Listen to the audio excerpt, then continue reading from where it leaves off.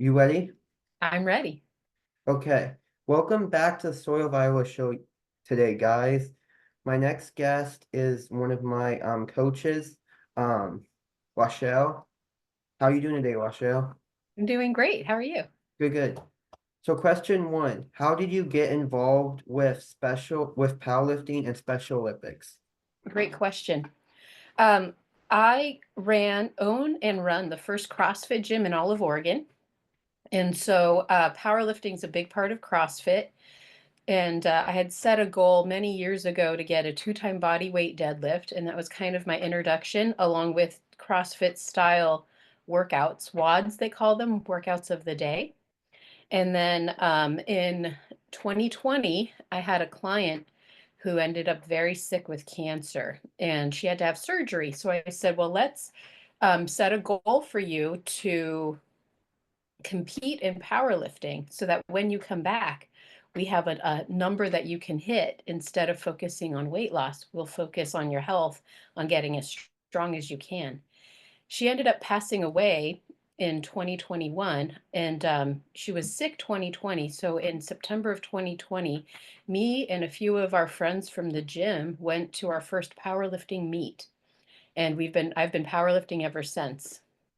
That's awesome. Yeah, yeah. So obviously, I guess that falls into question two, cause, I mean question three, because obviously you are trying to like you have goals right when it comes to powerlifting, like massive goals like to not just compete, but obviously people don't realize you're a big time athlete in the sport.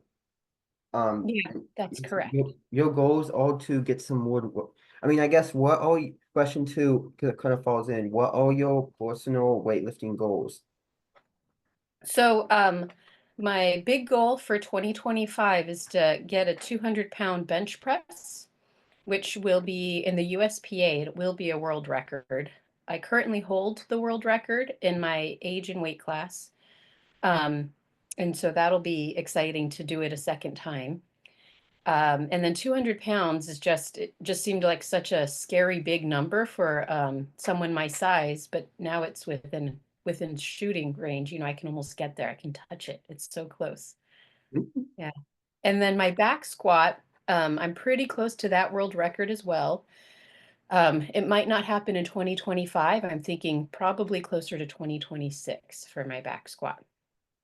Nice. That is so cool. Obviously, and obviously for that is so cool. Hope everything works out and what obviously everybody's rooting for you. So let's see. Question three. What does your day-to-day schedule look like? Obviously, because because obviously you're an athlete and you obviously run your business and then also you're obviously you're a coach. So how do you manage all three?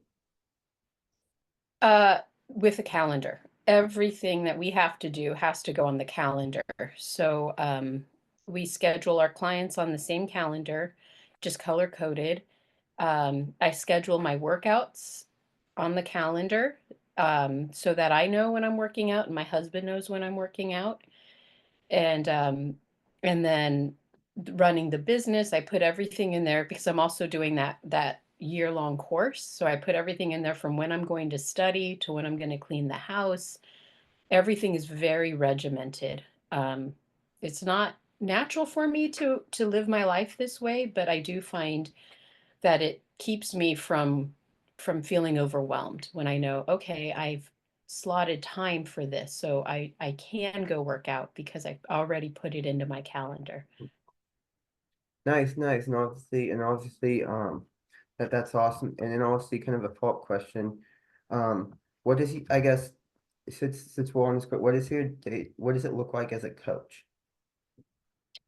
So as a coach, I have a variety of athletes from competitive powerlifters to chronic pain athletes and everywhere in the middle from people that were in chronic pain who've bridged that gap and now are just on general fitness or general wellness and health and having goals more based around that general, like playing ultimate frisbee or playing frisbee golf with their kids or being able to go swimming.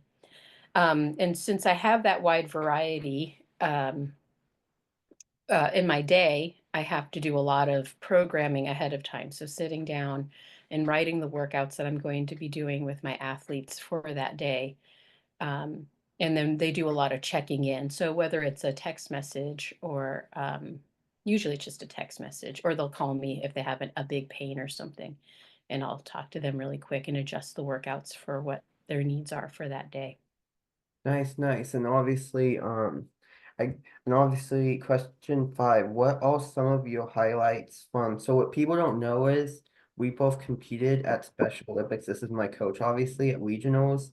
Um, and obviously I hope to train with her in future and do some actual powerlifting competitions if she'll let me. Um, but question 5, what are some of your highlights from the meet? From this meet, Hmm.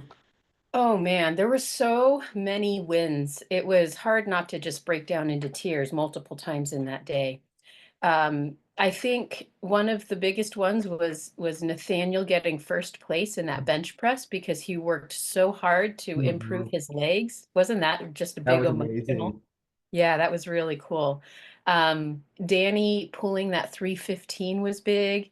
You hitting all of your lifts, that was a huge deal, Mhm. right? Getting Mhm. out there. We had even every athlete met their goals or exceeded their goals. We had the female athlete Becca who struggled and was just stapled at 200 pounds, finally pull the 200 pounds for her deadlift. That's a big win. You know, it was 3 weeks coming. She's tried that weight for 3 whole weeks before it finally got off the ground for her. So those are all big wins. You know, I think coaching on those events, anywhere from getting someone's mindset straight to like, you can do this, to them hitting their lifts. And even if they miss a lift, getting their brains to go back into, well, that's a bummer you missed that, but it's time to move forward because we can't go back, right? And mistakes happen and things don't always move the way we want. You step out wrong, the barbell was handed to you wrong. That happened to someone Mhm. where the spotter didn't know that you're not supposed to touch the weight and that they handed that weight. That happened to you, correct? And Correct. they handed the weight over to you and it was heavier in the left arm because they had lifted the right side and that weight just didn't go up. And so being able to change that mindset and say that didn't go up because it was a bad handoff. And just turning that mindset around. That's, you know, those are the most powerful things. Um, I can tell you that being a part of Special Olympics, the Mhm.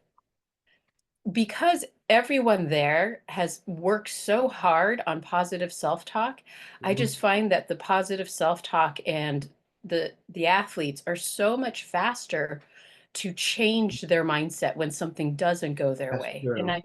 I wonder if it's because you're used to things being, you guys as athletes, a little bit harder, you know? Things are made for typical people, not someone with special needs. And you're already used to having to climb the ladder a little bit more. Do Well, you yeah, feel like that would be it? yeah, and it sits and then answer your question. And like I said, when you brought up the squatting saw, I didn't mean to kind of get angry there. It just it was just how that moment happened. So sorry, didn't mean to. But Oh, was gonna say what to answer your question, yeah, because like people don't realize in our day-to-day lives, like when it comes to like school, when it comes to we've always had that sort of chip on our shoulder. And so we've sort of had to sort of move on or sort of like, so I think like for special Olympic athletes, it's kind of like the determination is there. I just hmm. see what helps is we have a great coach like you that's able to just push it in the right direction. And I think the combination of both, I think worked really well yesterday. We could see it work really well yesterday. I think so. And, you know, anger is a part, and it's absolutely normal and okay to feel angry when something doesn't go your way. And I wish more people understood that like it can be very disappointing when you've trained so hard and you get one shot, you know, at that lift. It's not like you can redo it like in practice, right? When we're like, oh, you missed that. We're gonna back off. We're gonna climb that ladder again, and Mhm. you're gonna hit it this time, right? In that meet, you get one chance, and if you miss it, that's your shot. And anger is very appropriate. You know, I feel angry when I miss a lift in a meet. Yeah, but it was kind of funny because I went over to my mom and she was just like, okay, we're done, move on.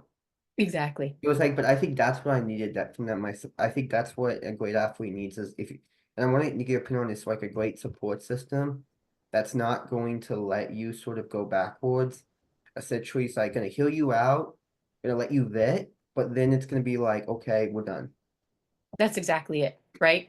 Because that's life in a nutshell. Anyway, Yeah. right? We can't go back. We can apologize for the things we've done wrong, but really that minute has already passed. So Mhm. now what are we going to do? Nice, nice. So I guess the follow-up question, how, and I know you probably already touched about this, but were you involved with the disabilities community or the IDD community before a Special Olympics? I've worked with all kinds of athletes, from athletes that have had cerebral palsy just at our gym, um, and or stroke victims or chronic pain, for most of my adult life. So being a part of Special Olympics wasn't something I was actually a part of. It was just a skill set I already had.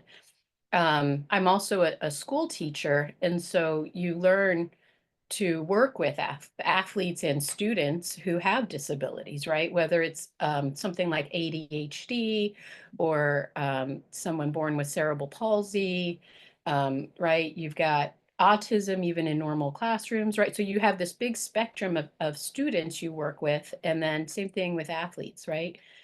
I think it's just people. That's when you work in a teaching setting, you work with all a variety of different people. Hmm. um, I heard of Special Olympics from one of the athletes I coach here. His mom, he is a Special Olympics athlete, but he's not, I didn't, he's a friend of my son, right? And he needed to build some muscle. And I said, I've got a kids class, let's do it. And so he's been coming to me as a Special Olympics athlete, but not training with the Special Olympics group. So, he qualified for Special Olympics athletics. So when I heard of Special Olympics needing a powerlifting coach, or they weren't going to have powerlifting, I said, "Well, can I be the coach? Like, what?